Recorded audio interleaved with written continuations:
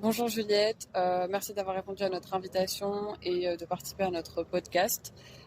Aujourd'hui, on s'intéresse un peu à ton parcours, ce que tu as fait et aussi ce que tu as appris par rapport à tout ce qui est combat, égalité homme-femme et tout. Et voilà, du coup, est-ce que tu pourrais te présenter? Bonjour Nada, avec plaisir. Alors je m'appelle Juliette, j'ai 26 ans. J'ai grandi à Pornic, une petite ville sur la côte vers Nantes. Et puis j'ai fait une partie de mes études à Nantes avec une prépa et l'autre partie à l'EM Lyon, donc à Lyon. Et puis il y a maintenant 3 ans, j'ai décidé de rejoindre Capgemini Invent à Paris, où je fais maintenant du conseil en stratégie digitale. Pour resituer un peu le contexte de mon parcours en tant que personne, je viens d'une fratrie de 4 filles. Alors du coup, le terme fratrie, je ne sais pas si c'est le plus précis, je ne sais pas si sororité est un terme officiel, mais en tout cas, donc 4 filles. Et du coup, je considère qu'on n'a pas eu d'éducation genrée. Dans l'éducation de mes sœurs et moi, on n'a jamais été comparés à des garçons parce qu'il n'y en avait pas. On a été éduqués en tant que personne, ni fille, ni garçon. C'est notre personnalité, c'est nos caractères qui primaient. Et on n'a jamais senti qu'on pouvait faire ou ne pas faire quelque chose, ou qu'on devait faire ou ne pas faire quelque chose parce qu'on était des filles. Aussi, il y a une autre question qui nous tient vraiment à cœur. Et du coup, est-ce que tu avais ressenti l'impact des mouvements féministes dans ta scolarité et ton parcours, ou ils n'avaient pas encore autant de visibilité que maintenant? Euh, alors déjà, moi, je suis rentrée à l'EM en 2014. Je suis restée jusqu'en 2018. Et en effet, à ce moment-là, je pense que ça n'avait pas encore de visibilité, pas encore d'écho, mais enfin pas encore d'existence non plus, ou en tout cas c'est une existence qui, enfin c'est ça, je pense que ça fomentait pendant que j'étais à l'école. Mais moi j'en ai pris conscience, j'ai commencé à entendre parler des mouvements féministes après ma sortie de l'école. Mais de fait, je crois que le collectif Olympe c'est né en 2017. Les initiatives Balance ton stage ou l'assaut Embrace de défense des droits LGBT+, ça n'existait pas encore, moi, quand j'étais à l'EM. Euh, et en dehors de l'EM, le podcast les couilles sur la table, il date de 2018. MeToo, ça a pris de l'ampleur en 2017 avec l'affaire Weinstein, mais à l'époque, enfin moi à mon époque, c'était des pensées qui étaient peu répandues, dont on parlait pas publiquement en tout cas. Donc on avait peu de sensibilisation, peu de réflexion publique sur les problématiques sexistes, mais seules des réflexions personnelles entre amis. Et c'était la seule place des témoignages en fait, c'était en privé.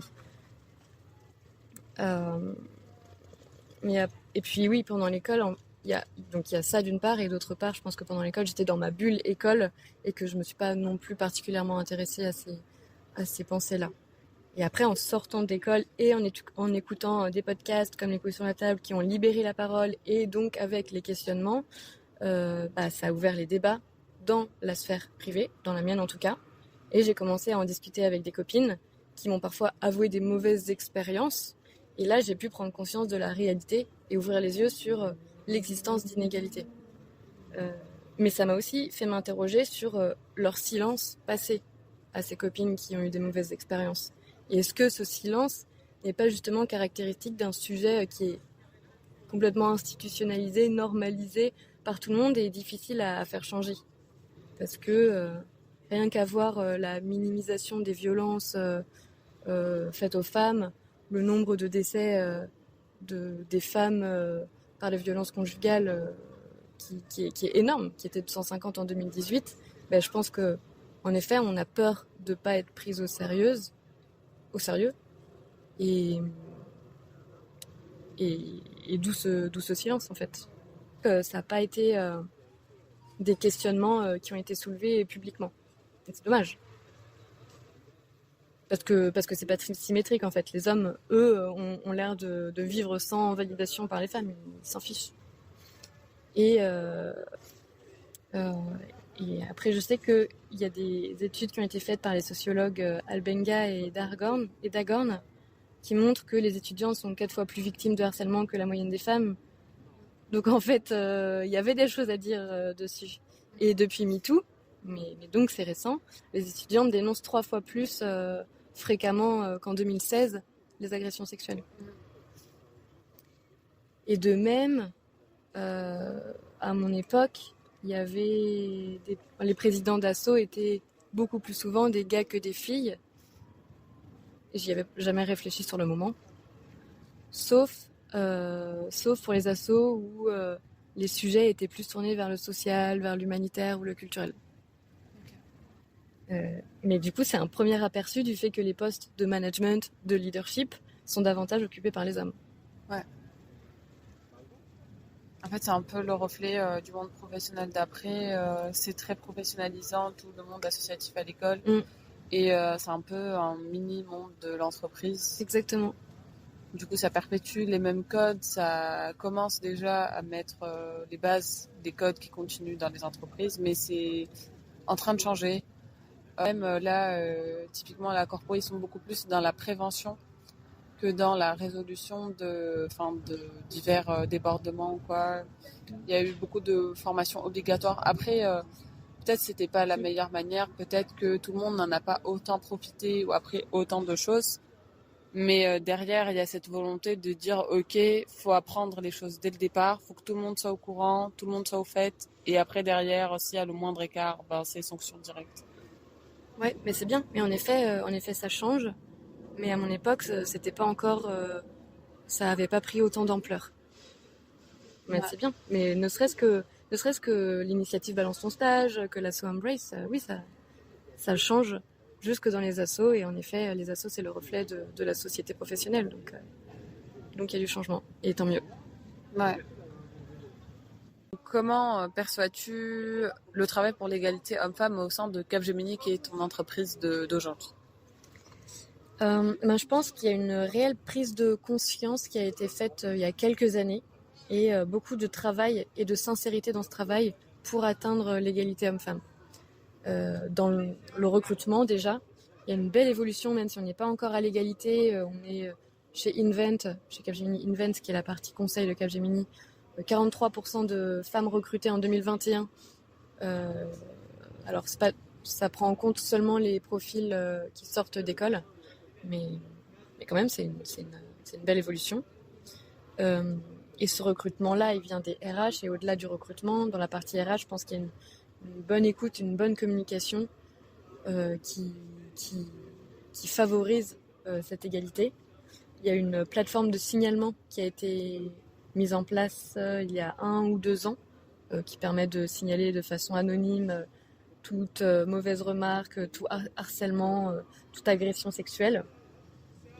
Et au-delà de ça, il y a une conscience, pas seulement des RH, mais aussi du management et des consultants, des freins à la carrière des femmes, comme les enfants par exemple. Et derrière cette conscience-là, il y a une réaction. Il y a la mise en place d'initiatives pour faciliter par exemple l'accès à des crèches. Et tout ça, en tout cas, moi, ça me fait penser que si tu es une femme, si tu as du potentiel, Capgemini va plutôt nous dire « T'as besoin de quoi ? Comment est-ce qu'on peut t'aider ?» Donc je perçois de façon très très positive le travail sur l'égalité homme-femme chez Capgemini. Ok. Ensuite, qu'est-ce qui rend selon toi l'espace de travail propice à développer une culture égalitaire entre les sexes ?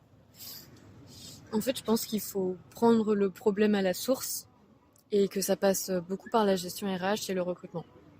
Et après, par la bienveillance, l'écoute intergénérationnelle, l'ouverture. Et tout ça, ça découle en fait des profils qui sont recrutés à la base. Et voilà, donc du recrutement, du genre de profil qu'on recrute, et après de la communication. Et je pense que la plateforme de signalement, c'est un bon début pour libérer les paroles. Tout à fait. Ok, donc là on passe à la 3e et dernière partie. Donc là c'est beaucoup plus ton avis personnel, ce que tu en penses et ce que tu en as tiré de ton expérience. Et donc pour commencer, quels ont été les enseignements positifs ou négatifs, pareil, que tu as tirés de ton parcours en termes d'insertion de la femme dans le milieu social et professionnel? Euh, Qu'une femme a besoin de plus s'affirmer pour s'insérer. En tout cas, moi, étant timide, c'est mon ressenti. Ça me demande plus d'efforts. Est-ce que j'ai l'impression que timide ou pas, un homme aura moins besoin de faire d'efforts pour être écouté et asseoir sa légitimité. À l'inverse, parfois, je pense qu'on capte plus facilement l'attention quand on est une femme. Il est arrivé que je sois la seule fille dans une équipe et en fait, ça faisait de moi un profil différent, un point de vue différent, un caractère différent et donc qui apporte des idées différentes. Et donc, j'étais plus écoutée. Ok. C'est vraiment bien parce qu'à l'inverse, on pourrait penser le contraire, que une femme dans un groupe où il n'y a que des hommes, elle sera un peu marginalisée et pas écoutée, alors que pas du tout. Oui, j'aurais pu avoir des mauvaises remarques. Ça m'est arrivé d'avoir une remarque, une petite blague un peu sexiste d'une personne un plus vieille, mais en fait, ma réponse a fait que je pense que ça a créé un froid et que ça a bien montré que la blague était déplacée. Ok. Ok. C'est bien en vrai de s'affirmer et de faire comprendre à la personne d'en face que voilà, c'est des comportements qui sont pas acceptables. Alors que là-bas, c'était pas méchant, c'était vraiment une blague. Mm. Mais comme j'étais la seule fille, ça a pas, j'ai pas accepté quoi. Ok, d'accord. Ensuite, est-ce que tu aurais des choses que tu aimerais changer ou améliorer pour développer l'égalité homme-femme, que ce soit dans ton quotidien, dans ton travail ou en général? Je pense qu'il faut continuer de communiquer, de discuter avec des filles sur leurs expériences, bonnes ou mauvaises.